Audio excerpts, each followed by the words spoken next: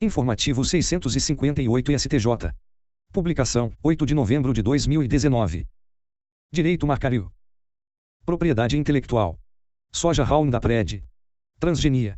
Limitações do art. 10 da Lei nº 9.456/1997, Lei de Proteção de Cultivars, LPC. Inoponibilidade ao titular de proteção patentária. Sistemas protetivos distintos. Princípio da exaustão. Inaplicabilidade. Tema IAC 4.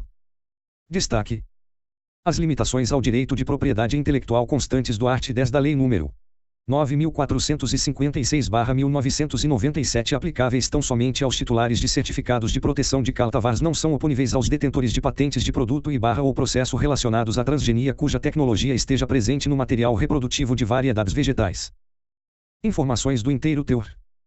O propósito recursal é definir se produtores de soja podem, sem que haja violação dos direitos de propriedade intelectual, reservar livremente o produto da soja transgênica Roundup Ready, soja RR, para replantio em seus campos de cultivo, vender a produção desse cultivo como alimento ou matéria-prima e, com relação apenas a pequenos produtores, doar a outros pequenos produtores rurais ou com eles trocar as sementes reservadas.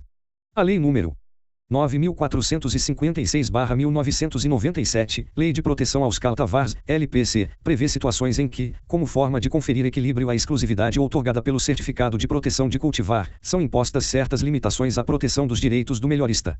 É o caso do chamado privilégio do agricultor. Trata-se de exceção que confere aos agricultores o direito de livre acesso, em determinadas circunstâncias que não configurem exploração comercial à variedade vegetal protegida. Por outro lado, a Lei de Propriedade Industrial, LPI, em consonância com as diretrizes traçadas no plano internacional e na esteira do dever imposto pela norma do art. 5º, inciso X, da Constituição Federal de 1988 autoriza o patenteamento de micro-organismos transgênicos, a fim de garantir, ao autor do invento, privilégio temporário para sua utilização. Ressalta-se que patentes e proteção de cultivars são diferentes espécies de direitos de propriedade intelectual, que objetivam proteger bens intangíveis distintos. Não há incompatibilidade entre os estatutos legais que os disciplinam, tampouco prevalência de um sobre o outro, pois se trata de regimes jurídicos diversos e complementares, em cujos sistemas normativos inexistem proposições contraditórias a qualificar uma mesma conduta.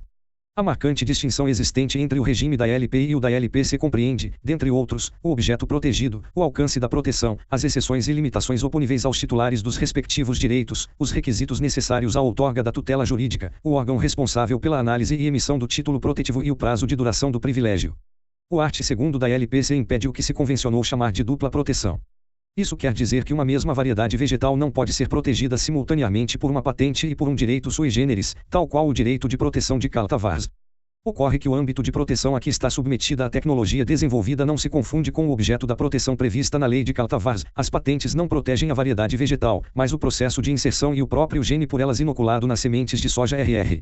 A proteção da propriedade intelectual na forma de cultivars abrange o material de reprodução ou multiplicação vegetativa da planta inteira, enquanto o sistema de patentes protege, especificamente, o processo inventivo ou o material geneticamente modificado. Pelo princípio da exaustão, em regra, uma vez que o adquirente tenha obtido o produto colocado licitamente no mercado, com o consentimento do titular, esgota-se o direito de patente sobre aquele produto específico e, via de consequência, não mais poderão ser opostas, dali em diante, a quem quer que seja, as vedações do art. 42 da LPI na futura exploração comercial do bem. Todavia, a parte final do inciso 6º do art. 43 da LPI expressamente prevê que não haverá exaustão na hipótese de o produto patenteado ser utilizado para multiplicação ou propagação comercial da matéria viva em causa.